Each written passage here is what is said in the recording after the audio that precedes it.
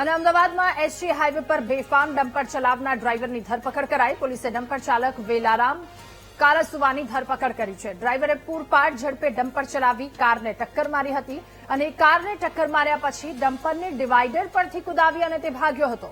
SG highway પર traffic પોલીસે ડમ્પરની number plate પરથી આરોપીને પકડી પાડ્યો. મૂળ રાજસ્થાનના ડુંગરપુરના વતની આરોપીની ધરપકડ કરી કાર્યવાહી આગળ વધારી છે.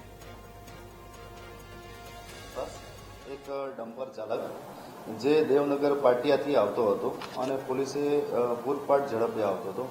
પોલીસે રોકવાનો પ્રયત્ન કરતા એ ડમ્પર ચાલક છે એ પોતે ટર્ન મારી અને પૂરપાટે ઝડપે ગફલતભરી રીતે એ ત્યાંથી પસાર થયો અને જે આરોપીને જે નંબરના આધારે ડમ્પરના નંબરના આધારે આરોપીની શોધખોળ કરી તાત્કાલિક લાવી કાયદેસરનો ગુનો દાખલ કરી અને આરોપીની અટક કરવામાં આવે છે.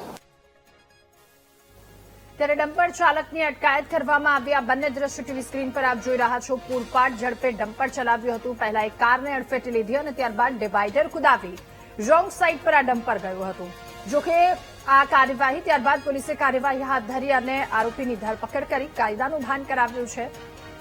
મૂળ રાજસ્થાનના ડુંગરપુરના વતની આરોપી કે જેની ધરપકડ કરી કાર્યવાહી આગળ હાથ ધરી છે. એસજી હાઈવે પર ટ્રાફિક પોલીસે ડમ્પરની નંબર પ્લેટ પરથી આરોપીને પકડી પાડ્યો હતો.